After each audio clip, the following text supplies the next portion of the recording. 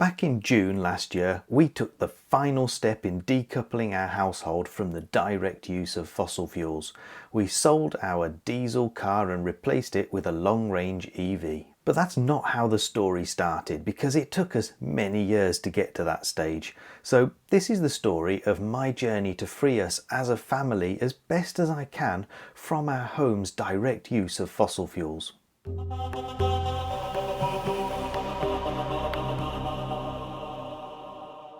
The story actually begins back in 2017 when my brother-in-law Diarra, who you may have seen in some of my other videos, decided to install solar panels on his house. He had them installed on 3 aspects of his roof, all with EnPhase microinverters if you're interested, but the specific technology he used isn't really relevant here. I'd obviously seen other houses with solar panels on before, but this was the first time I'd seen anyone in my own family getting them. I could see firsthand the benefits that they were providing and the lower energy bills that they were getting as a result. So I started looking into rough costs. Now, those costs were quite high, but I thought it looks like it could be worth it in the long run. So I started putting a little bit of money aside each month with the idea that maybe in a few years I'll have saved enough to get my own solar panels. Then in 2019, Diarra went and bought a Tesla Model 3, which at the time it was very unusual to see on the roads. He even let me test drive it, and honestly it felt so futuristic, but there was no real second-hand EV market back then, and the cost of new EVs was way too much for me to consider. I did look at a Renault Zoe, but the cost and range meant it couldn't really be justified even as a second car. Then it was 2020, and we all know what happened that year. Well, we were locked down at home. We couldn't go on holiday. We couldn't really go out anywhere to spend our money, to be honest. So I ended up saving a lot more than usual. And the whole situation that year got me thinking that we all really should take a lot more responsibility for our impact on the planet. I also started watching a lot more YouTube, which put ideas in my head. One of the channels I started watching was called Fully Charged, featuring Robert Llewellyn from Red Dwarf. Now, we are a 2-car household, and back then we had a Dacia Duster and a Toyota Yaris. Now, my wife will only drive automatics. The Duster was an automatic, but the Yaris was manual, so she would only drive the Duster. My thoughts were, let's replace the Yaris with a small electric car which my wife can use for commuting. That should mean we use the diesel Duster less. In fact, my estimates were that we'd be able to move about 75% of our annual mileage to electric. I was even making spreadsheets to see how much I'd save on fuel. At the start of April 2021, I placed an order for a pre-registered Vauxhall Corsa E, and by the end of April we were up and running, charging it at home with our new pod point. It wasn't really that long after getting the car that I started thinking, well, I'm spending all this money on charging the car, wouldn't it be nice if I could charge it for free? I could install solar panels on the roof, divert power from those when it's sunny, and the car's at home obviously, and effectively drive for free. And if I installed a home battery, I could store the energy on days that the car isn't at home and use it to power the house. Okay, so things are clearly spiralling now. By October 2021, the scaffolding was up and I was waiting on the delivery and installation of 3.6 kilowatts of panels and 8.2 kilowatt hours of battery storage. Finding a solar installer back then was surprisingly not an easy task. Very few companies actually wanted to come and quote, so it was tricky to figure out what hardware I needed. I'd done a bit of research on that and found a British company called GivEnergy. They made a battery which would let me run some essential circuits like our lights from the battery if we had a power cut. Their products would also let me monitor and control them from my home automation system, Home Assistant, and that was a very big selling point for me. The solar panels were all up and running by December. There were many delays actually, mainly due to the dreaded COVID still being around, and that was also causing problems with the battery because there seemed to be global issues getting hold of them. The battery actually ended up being installed at the end of May 2022, and I pretty much immediately saw a drop in my electricity bill. I was on the Octopus Go tariff, which back then gave me 4 hours of off-peak energy between midnight and 4:30 in the morning. At the time, the peak rate was 14.2 pence per kilowatt hour, but off-peak was only 5 pence. We'd already shifted a lot of our usage to overnight to take advantage of that cheaper rate, so the dishwasher, the washing machine, that sort of thing would all go on overnight. Once the battery was installed, that also charged overnight, and our peak energy use went from 35.7% in May to only 8.5% in June.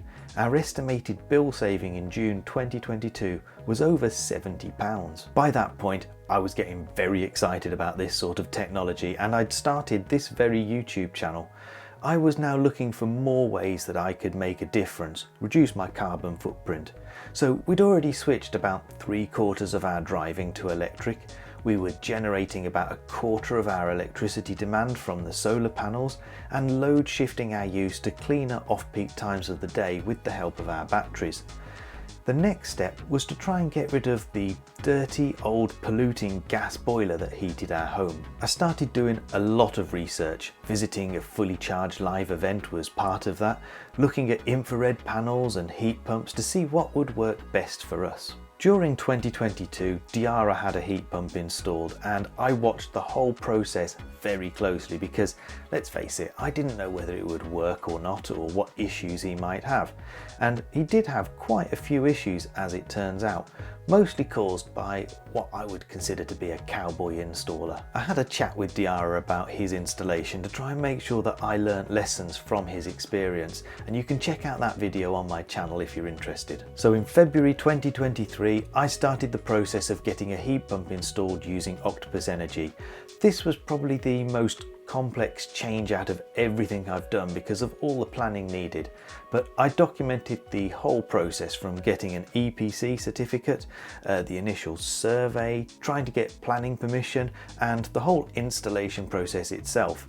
There are loads of videos on my channel, so I'll put a link to them all in the description for you. By December that year, my heat pump was finally live, and honestly I wish I'd done it sooner. We've had 3 winters with it now, and it's working brilliantly, and the comfort levels in our home are massively improved. I'm going to plug another video of mine again because I did a little rundown of the costs, the running costs and the installation costs at the end of last year, and I think it's important that everyone knows that they do work very well and they are not expensive to run. So our heating was now fully electric, but we couldn't get rid of our gas meter just yet because of our oven, which had a gas hob. It took another year to save up for a new fully electric one with an induction hob. Now, it made absolutely no financial sense to replace the oven really. I did that purely so as I could arrange for my gas meter to finally be removed. And then I had a period of calm and stability. No major changes going on for a while, but there was still one area where we were directly burning fossil fuels, and that was our car. Well, at most 25% of our journeys, which were done in the Dacia Duster. And that's simply because we needed the luggage space if we were going on holiday, or quite often, honestly, there was a lack of charging infrastructure where we needed to go. Our small EV, which we have changed to an MG4 now, just didn't quite have the range to make it convenient to use on longer journeys. It's entirely possible if we had to, and we have done a few times, but it is a little bit awkward. So after I got annoyed with the Duster for breaking down on the way back from collecting my daughter from the airport, I decided to sell it and get a longer range EV. Now, long range EVs are expensive, and I couldn't afford another brand new car. So in June last year, I bought a second-hand long range Tesla Model 3. Now, it wasn't without its faults, and you can of course watch that whole saga unfold on my channel too if you want. But despite those issues, it has been good for its primary purpose, doing long journeys very conveniently. There's a whole stigma around buying Tesla at the moment and supporting Elon Musk, and honestly, I'm not a massive fan of him, and I think he should stop sticking his nose in where it's not needed. But the Tesla supercharger infrastructure is second to none. It's pretty much always located where it's needed. It has always worked for us. It is literally plug and play. So all the big stuff is done now, but I think we can still do better. Small changes like minimizing our plastic waste by choosing different products. Little things like buying our pet food in foil trays instead of plastic pouches. Foil is pretty much infinitely recyclable. Plastic pouches, well, I try and recycle soft plastic, but I'm pretty sure it probably goes to the incinerator. Toilet rolls, another one. I've been buying a brand called Who Gives a Crap for a few years too. Not the bamboo stuff, because I think that using recycled paper is probably better than using freshly grown bamboo that's being shipped all the way from China. I was buying it in bulk direct from them and storing it in my garage, but in the last month or so they've actually started selling it at Tesco. Anyway, I'm now after ideas, so please let me know what you have done down in the comments, and if you can think of any changes that I should make to further reduce my carbon footprint. I would say no ideas are bad ideas, but honestly, some of the things that you guys come up with in my comments are literally just mental. So until the next time then, please give the video a like and make sure you're subscribed to the channel for free to see more from me. A massive thank you to my channel members and patrons listed here for supporting the channel. If you'd like to get early access to my videos and some bonus content too, then check out the links down in the description for information on joining. Thank you for watching. Goodbye.